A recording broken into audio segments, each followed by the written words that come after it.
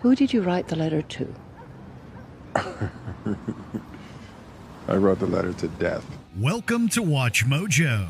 And today we're looking at movies whose efforts outweighed their results. Out? This time of night? Do you know where? It's kind of a matter of life and death. Number 20, Natural Born Killers. As a filmmaker, Oliver Stone is known for being provocative in his commentary on modern society. But if there was ever a time to rein him in, it was here. Mickey and Mallory Knox. I love you, Mickey. Mallory? Natural Born Killers stars Woody Harrelson and Juliette Lewis as murderous lovers who become folk heroes thanks to the sensationalist media. While there is validity to the point about the dangers of celebrity culture and the bloodthirsty pursuit of ratings, it's delivered so ham-fistedly.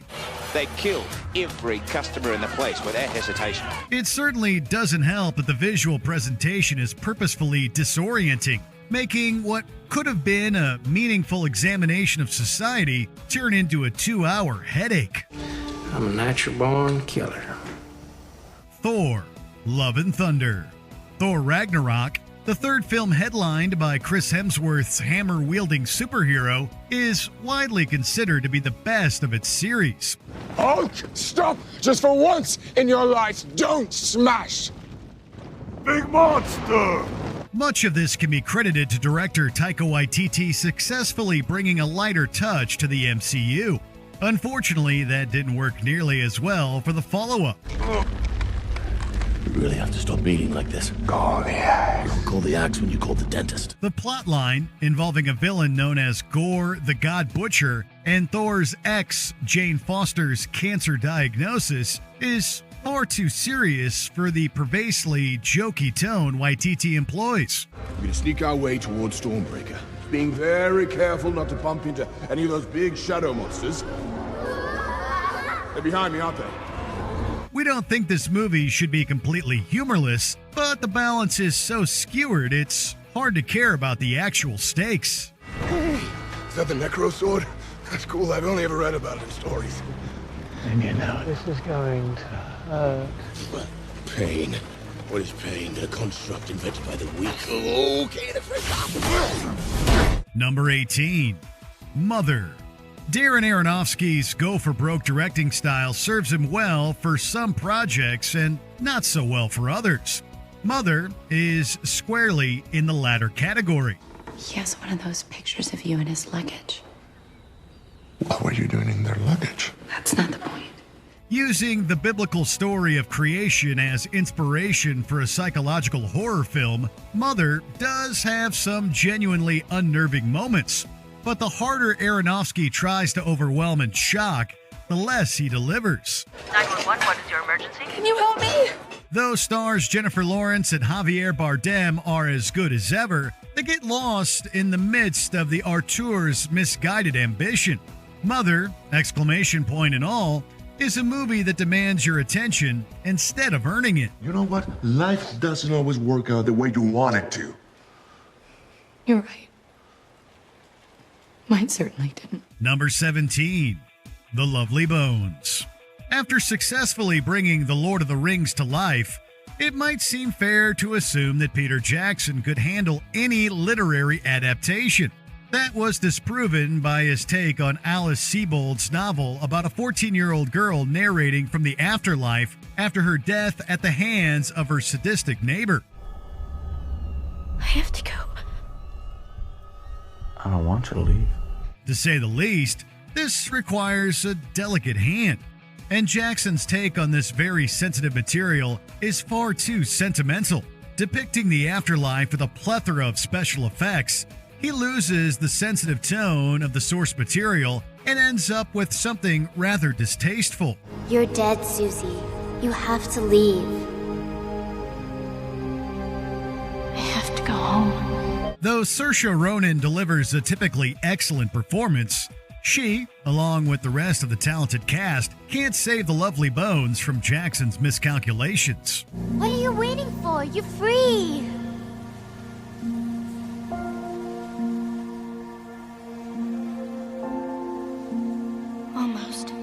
Number 16, Malcolm and Marie.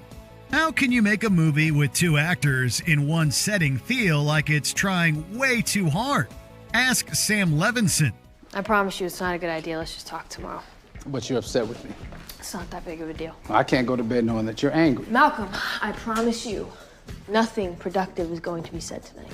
The Euphoria creator's attempt at an intimate drama falls flat thanks to his apparent allergy to subtlety.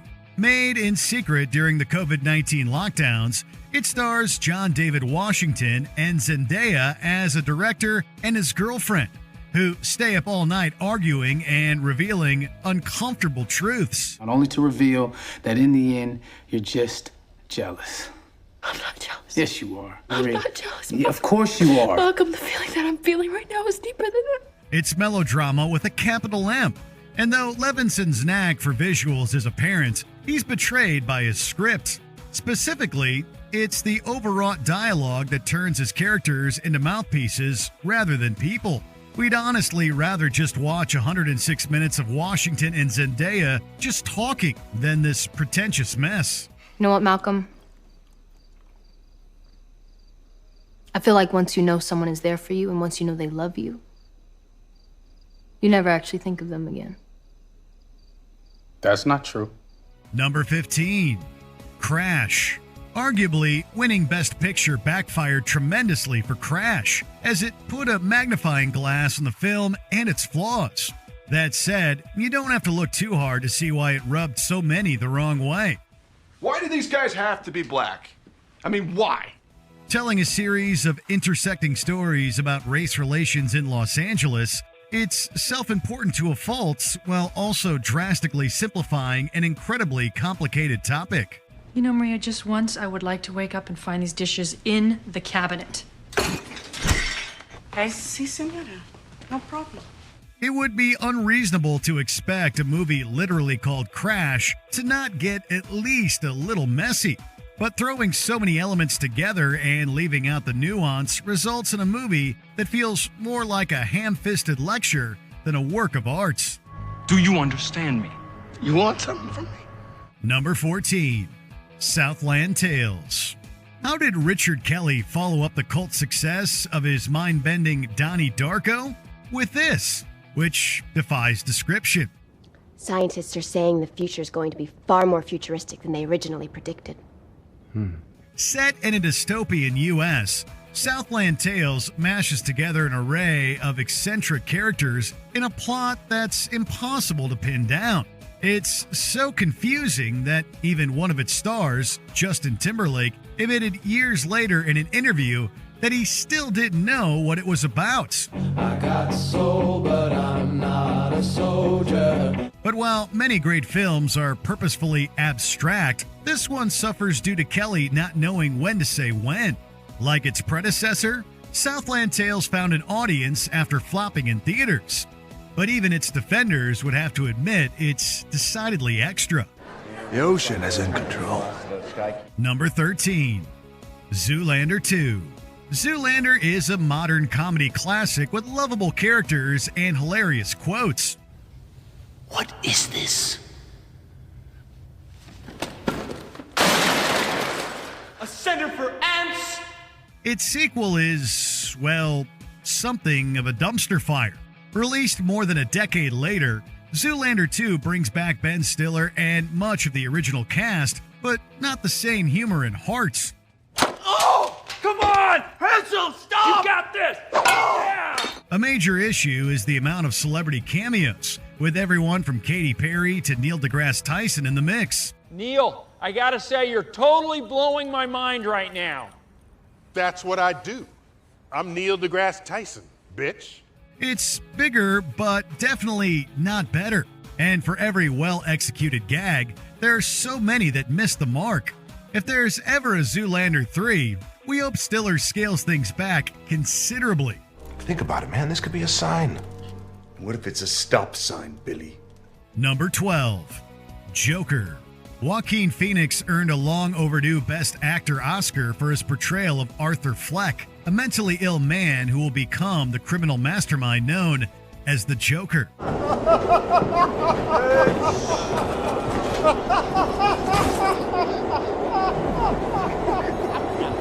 Though it takes place in the Batman universe, Todd Phillips' film is far more indebted to the work of Martin Scorsese, specifically Taxi Driver and The King of Comedy.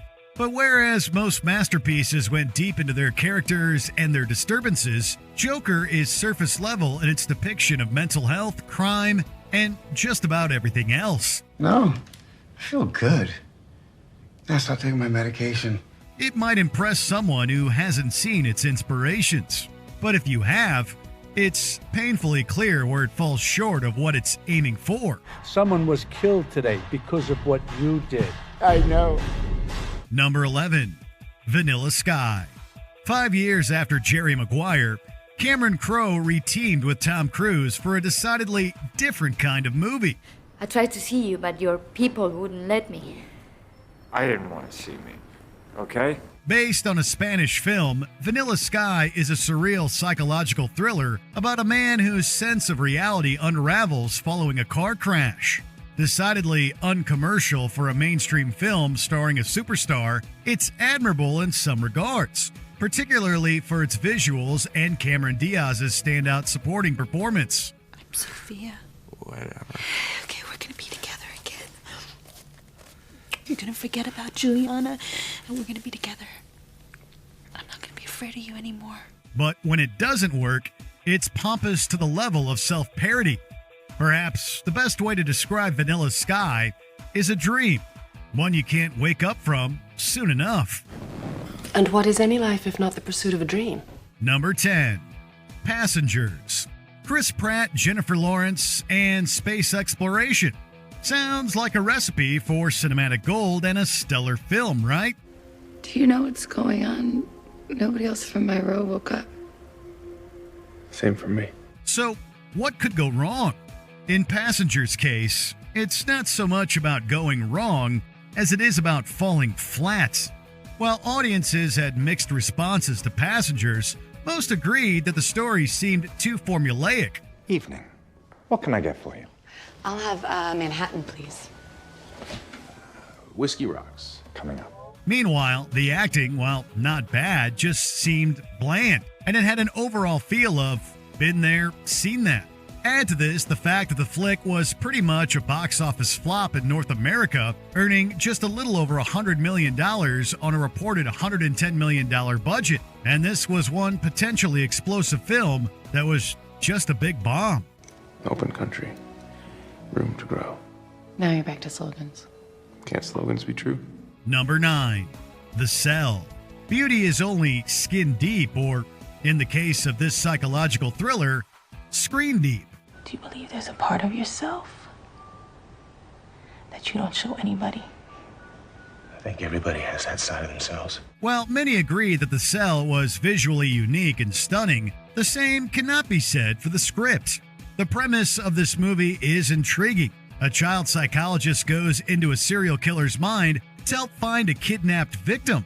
But the execution of the story took a backseat to the imagery. You sound like your father. He was nothing. He is nothing. Maybe the visuals were meant to be a bit too over the top to help mask the plot holes and poor casting decisions that critics felt plagued the movie. But in the end, it was too much show, not enough tell. 4 and 20 blackbirds. Baked in a pie. Number 8, Pirates of the Caribbean, At World's End. If any company knows how to extend, expand, and exploit a franchise, it's Disney. Now we're being followed by rocks. Never heard that before. Oh. The road. We aren't saying Disney doesn't make great movies.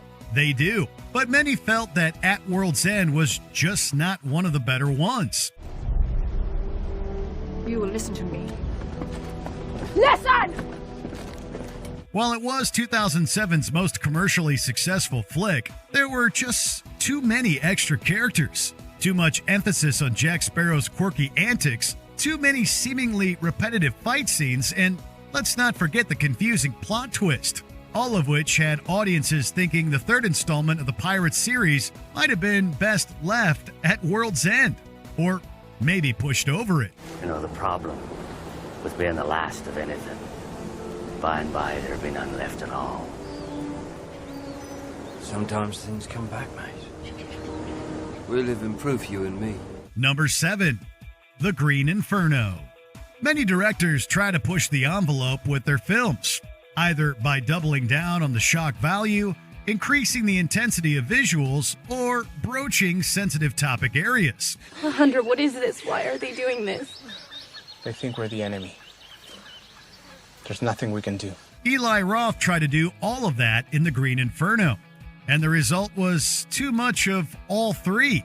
With many saying it missed the mark when it comes to being scary, Inferno instead placed all of its eggs in the gore basket, and those eggs were then broken into a bloody mess. How long till they get here? Probably 3 days. 3 days? How long lasts 3 minutes? Most agree there was an overabundance of carnage and macabre, too much shock and not enough awe, all of which diluted instead of emphasizing the film's social commentary, disturbing intent, and impactful imagery. You think the war on drugs is something real? You think our plane wasn't sabotaged? Number 6. The Tree of Life. The exploration of human existence, the place of faith, and the role that relationships and experience have in shaping our identity aren't new themes for films to explore. Accepts being slighted, forgotten, disliked. However, this drama from visionary director Terrence Malick had people saying it relied too heavily on the philosophical and shocking, which in turn made the flick more convoluted than poignant. You make yourself what you are. You have control of your own destiny. The Tree of Life was well acted, and for many, offered thought-provoking questions about life and the understanding of oneself. But for others, the almost 2.5-hour runtime exploring nature and nurture was just plain boring and tedious. Always you wrestle inside me.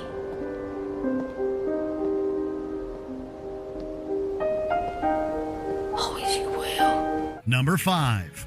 Extremely loud and incredibly close. Real-life tragedies have long since found their way onto the screen, usually in the form of a heartwarming drama or emotional action film. My father died at 9/11.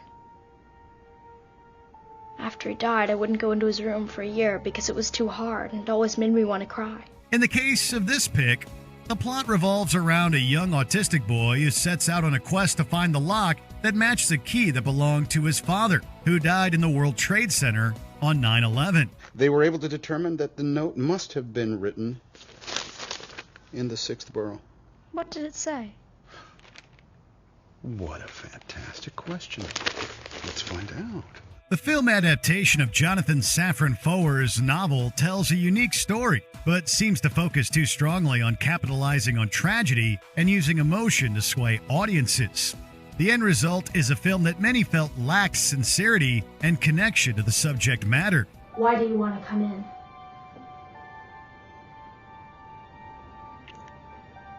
To tell you that I love you. Number 4. Cloud Atlas. While we considered placing the 2015 space opera Jupiter Ascending here, we ultimately went with another Wachowski-directed sci-fi, 2012's Cloud Atlas, which looks at how the cause and effect of one's actions can impact the future. Our lives are not our own. From womb to tomb, we are bound to others, past and present. With multiple switching timelines, the events from each rippling into the others, as well as a message of how kindness or crime can impact everything, the movie is definitely complex. And what if no one believes this truth? Someone already does. However, for many, it appeared to be too complex. Originally adapted from a 2004 novel by David Mitchell, Cloud Atlas shows that what works on paper doesn't always work on screen, making a little over $27 million at the U.S. box office on an estimated $128 million budget. No matter what you do, it will never amount to anything more than a single drop in a limitless ocean. What is an ocean? with a multitude of crops. Number 3. The Hateful Eight. When it comes to Tarantino films, people can expect 3 things: extreme violence, dark humor, and a healthy dose of fast-paced action. Now throw out your pistol. Go to bed. Bet he got another. Now throw out your other pistol. I ain't got another pistol. The Hateful Eight offered 2 of the 3, choosing to emphasize over-the-top violence and humor. It also decided to include long, monotonous conversations between characters at the expense of action. Like I said, friend, you got me at a bit of a disadvantage. Keeping you at a disadvantage is an advantage I intend to keep. Additionally, many felt the flick was trying too hard to recreate past successes and that less effort was made for an original and engaging storyline. Not to mention the fact that the movie hits an approximately 3-hour runtime, which had people thinking it was a whole lot of the same old thing. Precautions must be taken because life is too sweet to lose. Number 2. Collateral Beauty. Many people wish they could communicate with or understand different parts of the universe. I know you don't believe me, but you have to trust me. Trust you?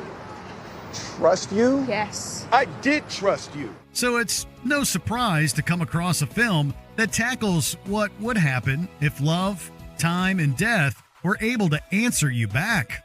The movie was set up to give emotional insight into how beauty can come from turmoil and how people can learn lessons they never expected while striving for another goal. Hello? Hi. In concept, Collateral Beauty is great, but in reality, it was cheesy and had so much schmaltz that audiences could barely choke it down. The plot seemed contrived and came across more as a movie of the week than a tale for the ages. I got it.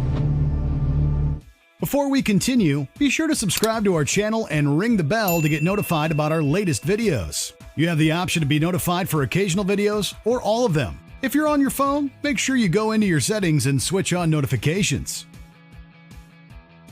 Love your perfume. What is that? The stench of death? While the movie did satisfy the cravings of some, especially the Harley Quinn fanbase, many others found it hollow, unevenly paced, graphically displeasing, and the story seemed erratic and lacking at the same time. Oh, and this wasn't the first DC flick that didn't live up to the hype. We're looking at you, Batman vs. Superman. We weren't picked to succeed, you know that, right? We were all chosen to fail. Yeah, I know that. What movie do you think needed some serious scaling back? Let us know in the comments. Admit it? Even you've thought about it? Did you enjoy this video? Check out these other clips from Watch Mojo, and be sure to subscribe and ring the bell to be notified about our latest videos.